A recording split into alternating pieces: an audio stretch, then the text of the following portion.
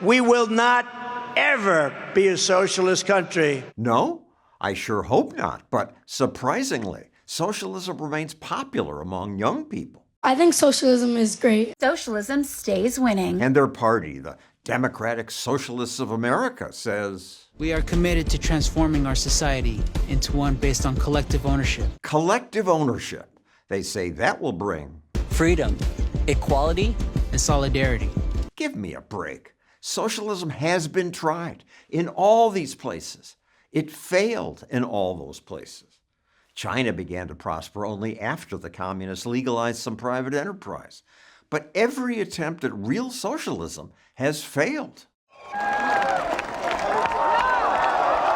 Even if young people don't remember the collapse of the Soviet Union, they should have noticed the masses of unhappy people still fleeing Venezuela. And above all, they should look at North Korea.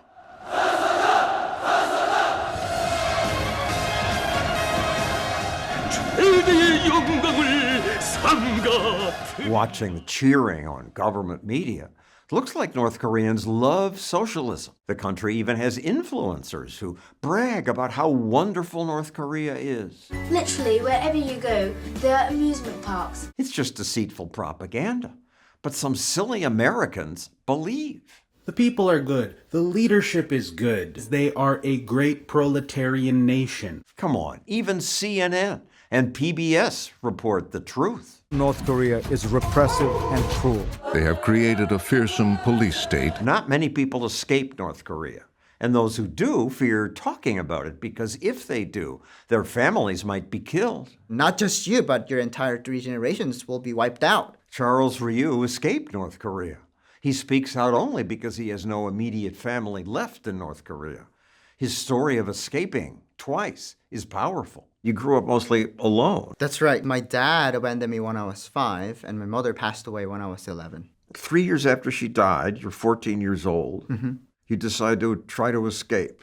When I first escaped North Korea, my dad, who was in China, he asked my half-brother to come rescue me from North Korea because he knew that I was with my aunt, who was very abusive at the time. And she blackmailed my father, saying that if you don't send us money, we are going to kill your child and sell him to the black market. So my dad then sent my half-brother, it's like, you gotta go get Toru. And we had a broker arranged, and the broker told me that, hey, you can just swim across that Yellow River and nobody's gonna care, and you're gonna go live with your dad. Sounds easy, but it wasn't. It's deep, wide, and fast. And the water in the river is cold, so it can easily cramp your muscles. There are guards in every 100 meters with AK-47 waiting to shoot you.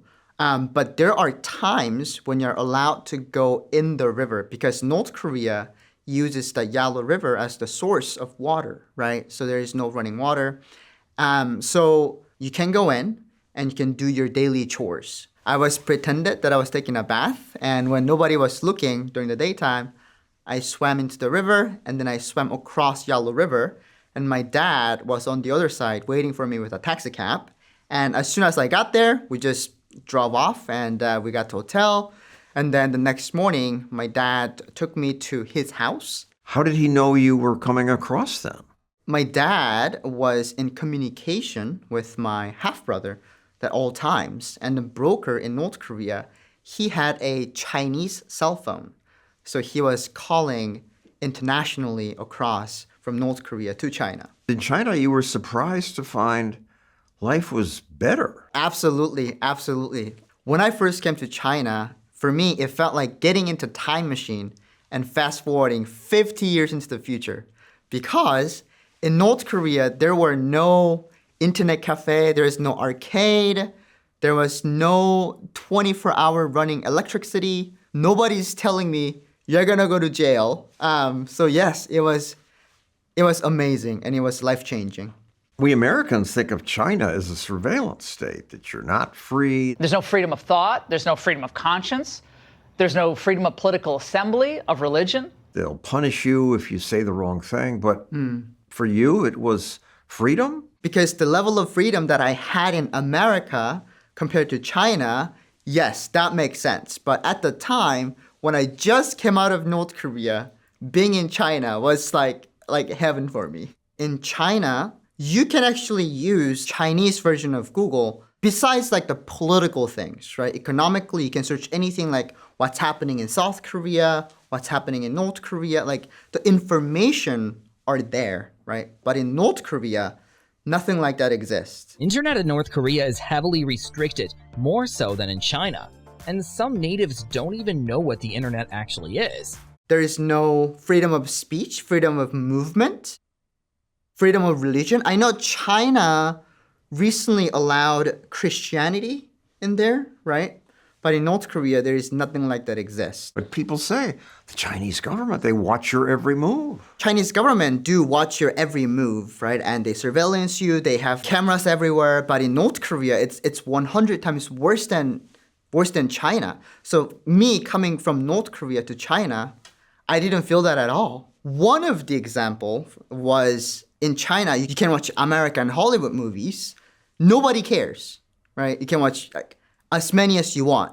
But in North Korea, if you do that, you're going to get in trouble. But North Koreans now have cell phones. They do have cell phones, but there is no internet on it. And that phone takes a screenshot of the user's home screen randomly, and he saves it to a folder where user does not have access to.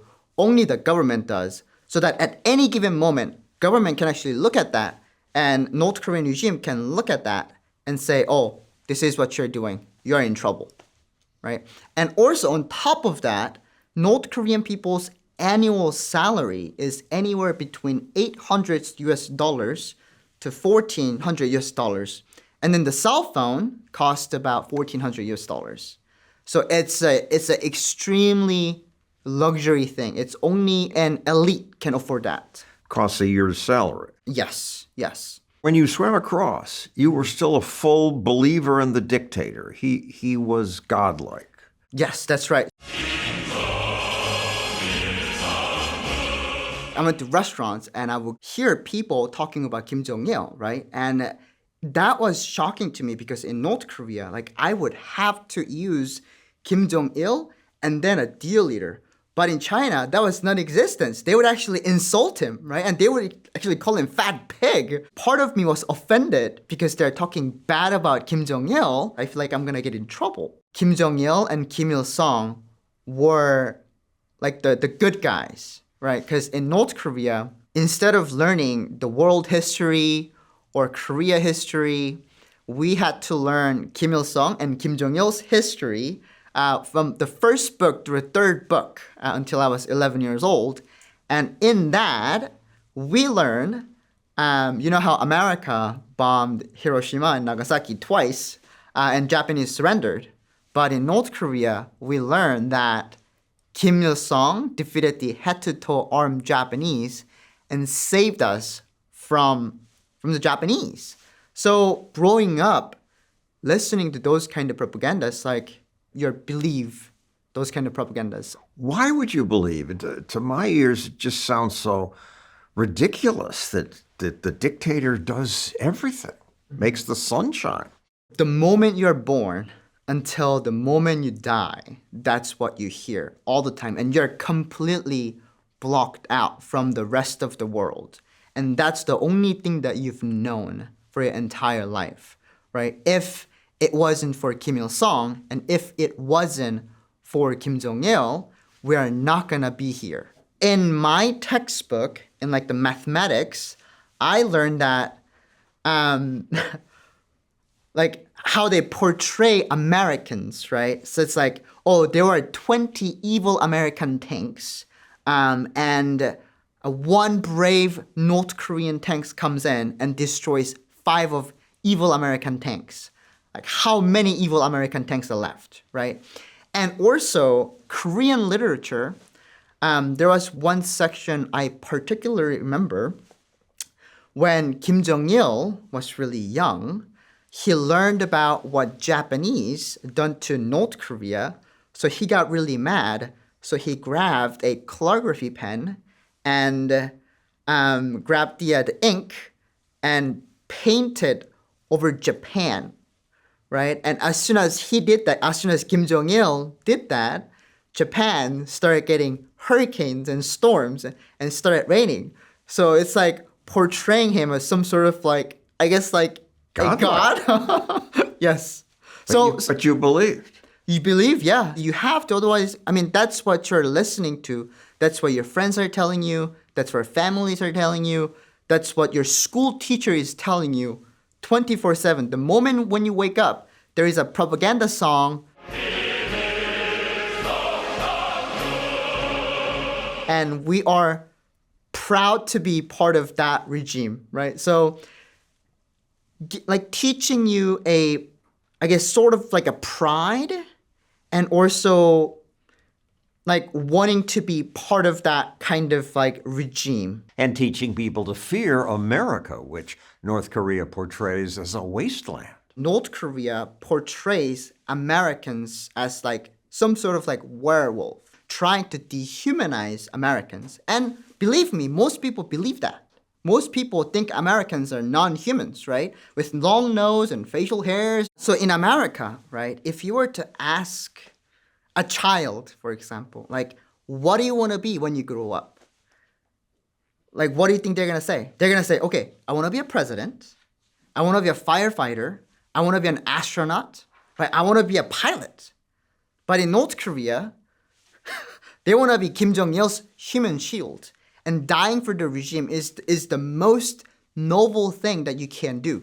When I was young, like that's what I wanted to be. I wanted to be Kim Jong-il's human shield. Taking Not bullets just for a him. bodyguard, a human shield? Human shield, literally. Die for him. Dying for him, yes. Diving and catching Why would you bullets. want that? It's that like I've watched so many propaganda movies and like documentaries about like North Korean soldiers dying for what's right. Right?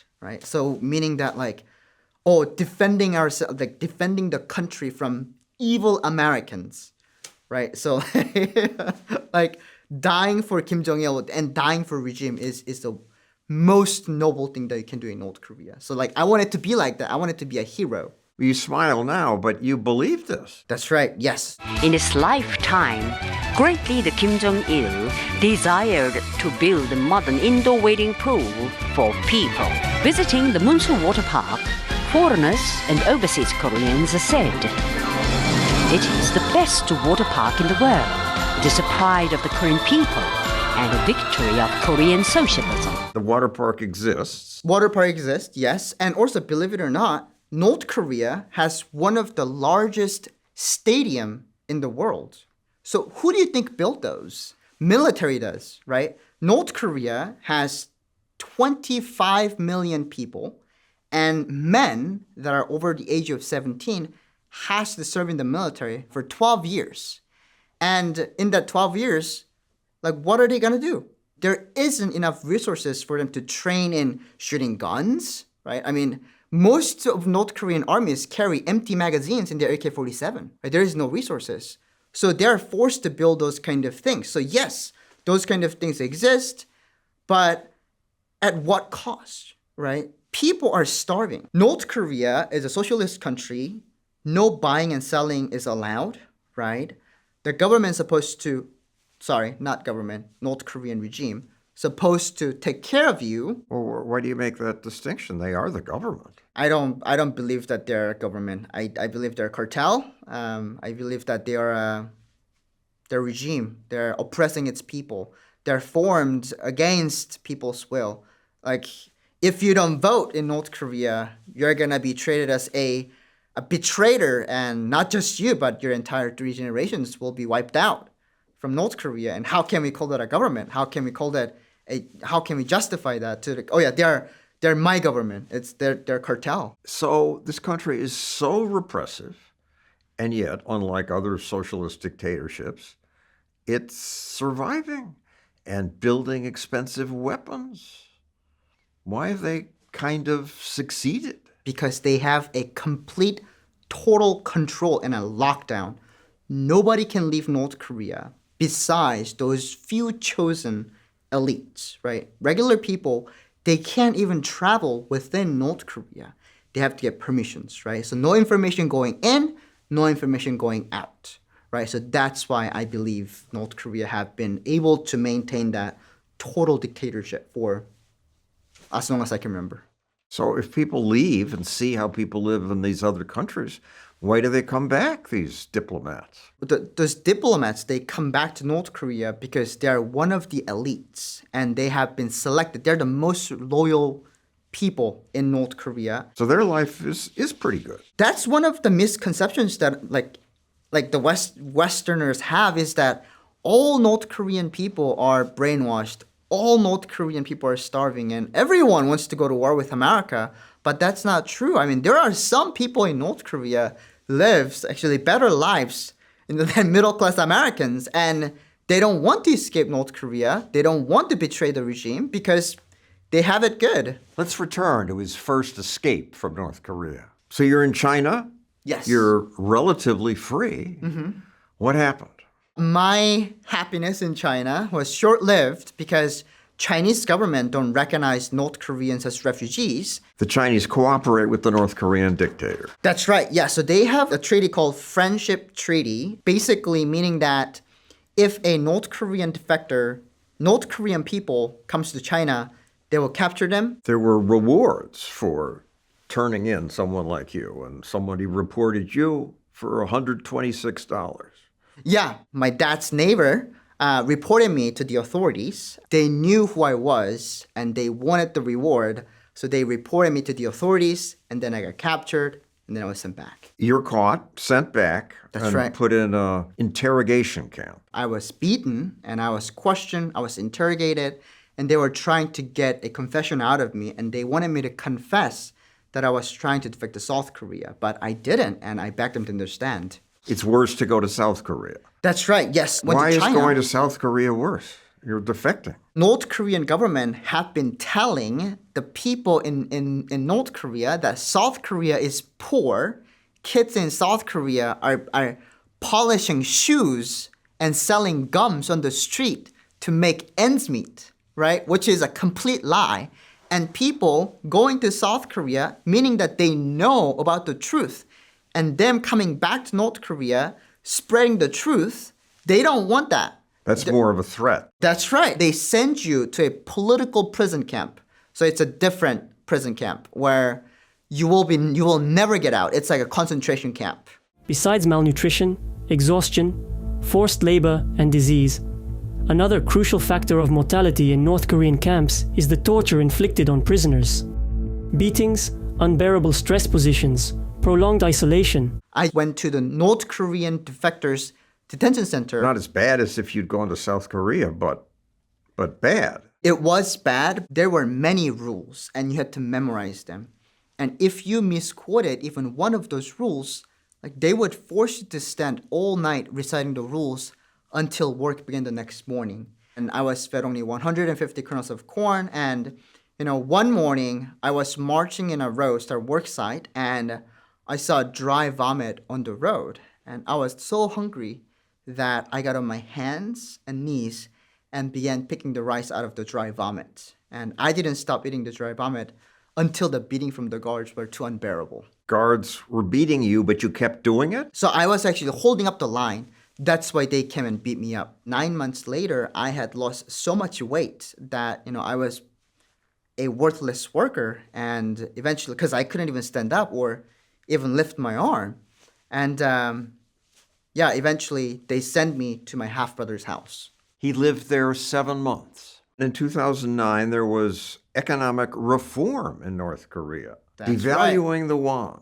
Basically, Kim Jong-il wanted to take over the economics, right? So North Korean 장마당 was becoming too big. 장마당 is like a black market, and people were literally buying things in massive, which becoming like a capitalism, right? Even the dictator couldn't stop some capitalism. He could not. North Korea doesn't want that.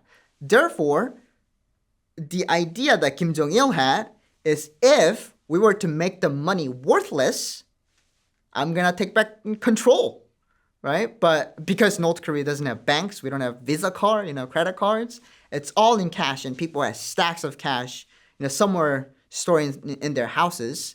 And the money became worthless. And, I've seen, my neighbors taking their own lives because they lost everything. And the story was the same thing with my half-brother as well. And he lost everything. And he told me, you know what? I can't take care of you anymore. You're 15. You're your own man now.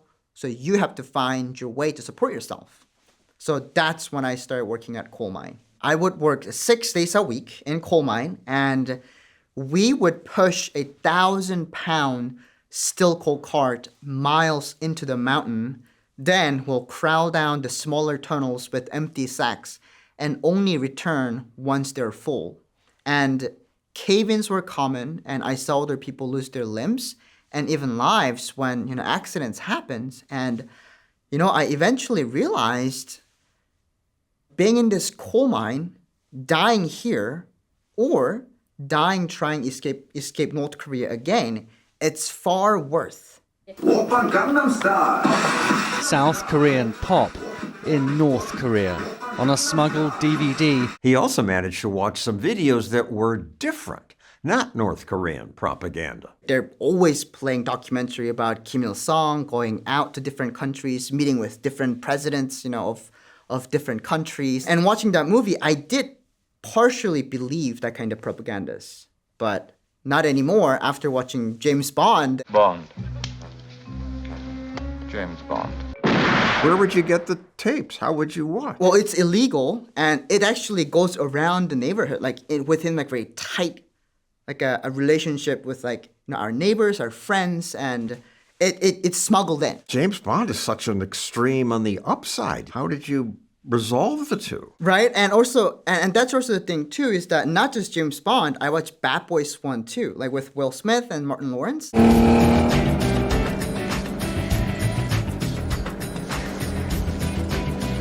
Man, what is this having a picnic in my car? My favorite moment about the Bad Boys 1, eating hamburger in the car with the French fries, right? And when I was in North Korea, I really didn't know what that was. I was like, it looks like some block of thingy, it looks like a yellow thing pulling out of a box. I really didn't know what that was, but they sure ate it. It would look like delicious. Will Smith is my inspiration to actually escape North Korea in a way, because yes, North Korea do tell me Americans, they drug problems, gun problems, and all this kind of poverty, and things like that, and they're not they're werewolves, and they're coming into North Korea and mass massacring people. But actually watching Bad Boys 1, eating, people eating burgers and driving fancy cars, right? And that did not make sense to me. It's wait, if they're non-human and if they're so poor, how can they afford this? Like me going out to street right in front of my house, the road is not even paved and it's dirty. There's it's non-comparable, if that makes sense. So in a way, it actually gave me a different perspective. So I escaped coal mine, and on a humid day in August, I was lying down on a hillside and I saw a train come to stop, and people were exiting out of the train cars. So I approached and I realized that the train was going to Hesan, which is a border town. And in North Korea, there are a lot of power outages. So the train, right, it stops middle of nowhere. And it was humid, it was hot, so people can't sit there is no air conditioning in the trains, right? So they get out of the train, they just mingle and just chill. And then I actually joined the crowd. And when the power came back up, I joined the line, and then I walked up to the security guard, and he asked me for my papers and documents. And I lied that my mother had them and that she was already on the train. And, he nodded, and I got on the train. And for the next 2 days, I hid in the train, right? And sometimes I would have to climb out of the train and hide on the top of the train, or hide in the connection between the two cars to avoid the guards. And eventually, I came to the border town, and this time I was alone. First escape, I had some help, but this time I was alone, but I still knew how to get to the river and when is a safe time to do so, because I've been there before. So around 3 p.m., I walked into the river, And then I carried a bucket, pretending that I was getting water. And as soon as nobody was looking, I ditched the bucket and I hid in the tall grass. And I just dug and I hid for many hours waiting for the darkness. And when it was middle of, like, it was midnight, it was dark, it was quiet. And when I finally thought it was safe, I quietly waded into the water. And in the middle of the river, I slipped on a rock and I let out a gasp, right? And a flood of light was on my back and the guard was screaming at me to turn back, right? And he said that he would shoot me if I didn't turn back. But at that point, I already knew I was dead either way, because if I obey and return to the shore, then I will be shipped off to labor camp. And this time is my second time. So there is no mercy for me, right? Or either he shoot or I would keep going. And I kept waiting ahead. And the guard kept screaming. He didn't shoot it. But he didn't shoot, yes. So that's why I doubt, is there really a bullet? He might have not had ammunition. I guess I was just lucky. And you get to China. What happens? Mm-hmm. Yes. So I came to China. Second time. Second time. And first time my dad was, on the other side waiting for me with the taxi cab. But this time I was alone. And as soon as I got to China, I needed to get out of that city as soon as I could. So I started to take off. I started running. And then I, walked in China for 3 days without any water or food. And eventually my shoe fell apart and, my feet got blisters and it popped and it started bleeding. So I couldn't walk anymore. So I collapsed in the middle of a road and I started regretting, why did I even leave North Korea? If I was still in the coal mine, I would have something to eat right now and I would at least have a roof over my head. I would not die like this. Sometime later, a Chinese guy was driving a motorcycle and then he passes me by and then he comes back and he looks at me and then he's baffled, right? And it's like I speak broken Chinese. I told him I'm looking for my dad, right? And then he was thinking for a while. And then eventually he's like, okay, get on my motorcycle. And he took me to his house. And then the next morning, he connected me to a South Korean missionary. Helping a North Korean refugee in China, that's a prison-worthy kind of act, right? You are fined or you're imprisoned, both, sometimes both. This guy was taking a big chance on you. He had. And we rode the motorcycle for about for another 8 hours. And we came to his house midnight, really I think he had to wake his wife up, but I could hear them arguing, right? It's I'm assuming the wife is why did you bring him here? You're gonna get us in trouble, and things like that. And the husband was saying, oh, I'm so sorry, he was there.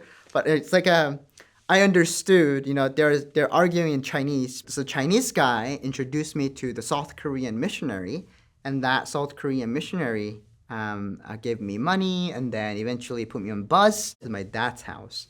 And as soon as I get to my dad's, he whips out a belt and then he beats me and he asked me, did you kill someone in North Korea?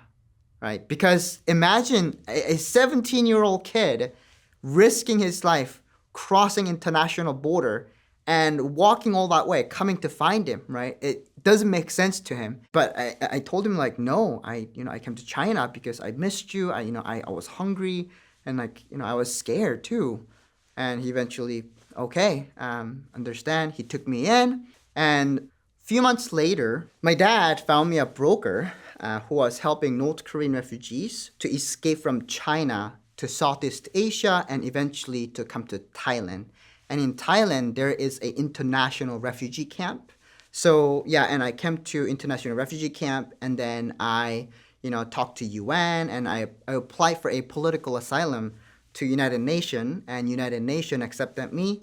And then they were like, you're gonna go to California. I was like, I don't know what that is, but sure, I'd love to. What most surprised you in America?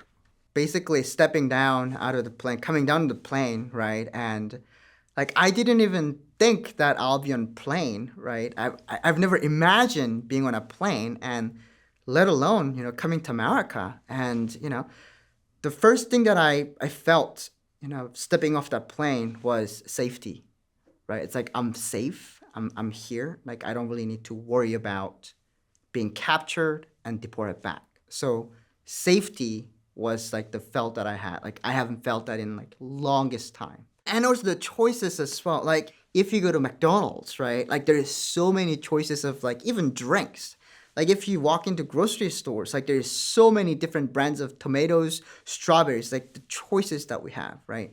Like, in North Korea, that was not a thing. And even China, that wasn't a thing for me, right? Choices that we have, like consumerism, right? There's so many things that are available for us to use. And that was really shocking. You learned English watching Family Guy? That's right, yes. Peekaboo! Yes, I see you, fat man. Where's Daddy? Where did you go? Stewie Griffin. Peter Griffin. You have a favorite moment in that show? Yes. Peter Griffin, gets kicked out of the train and then he lands in Korea and then he says, oh my gosh, I'm in the wrong Korea, right? Oh my God, I'm in the wrong Korea. He says, like your missiles, I'm about to go ballistic. Like your missiles, I'm about to go ballistic. I did not speak any English the day I arrived in America. Watching that show, helped me to learn English so much faster. But, one thing that I've always wanted to do was actually to go to school and experience that, like the education, having friends, and feeling like belongs, because like you would see like people, going to school and coming back together, going together, and laughing. And I've always wanted that, but I didn't. So when I came to America, I told my social workers, like, I want to enroll in high school. So I did. And man, like first day in school, like not knowing anything, far back in the classroom, right? It's like not knowing what's going on. But Ryu kept at it. I graduated within 3 years. And I worked as a sushi chef. I used to work at Panda Express. I used to work at Starbucks. I also worked as an Uber driver and Lyft driver as well. But, I've had the fortunate opportunity to actually go study coding at a coding boot camp where I learned to, code. So now I, work as a software engineer for a small company. And since then, I've got married as well. I have my own family that I can, call home.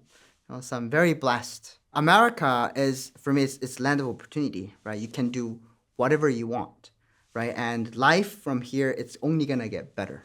Our media focus on how terrible America is.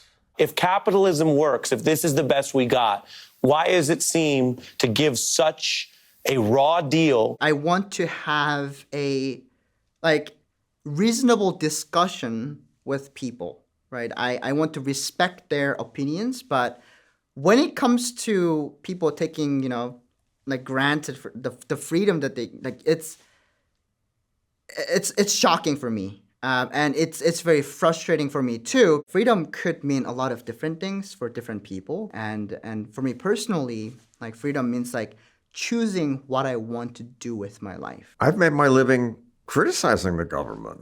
I sure wouldn't last long in North Korea. In North Korea, if you were to talk bad about Kim Il-sung or the regime, right, that's the highest crime you can commit. And not just you, but your entire 3 generations of your family will be sent to political prison camp where you will never get out, right? Yeah. So America, we have it very good. You can talk, you can go out right now and like you said, you can talk bad about, how bad Trump is or how bad Obama is or how much you don't like the, you don't like the government, right? Nothing will happen to you. But in North Korea, you'll be gone. Now Ryu has a YouTube channel. He stands on the street with a sign saying, "Ask a North Korean." People are often shocked by his answers. I was fed 150 kernels of corn per day.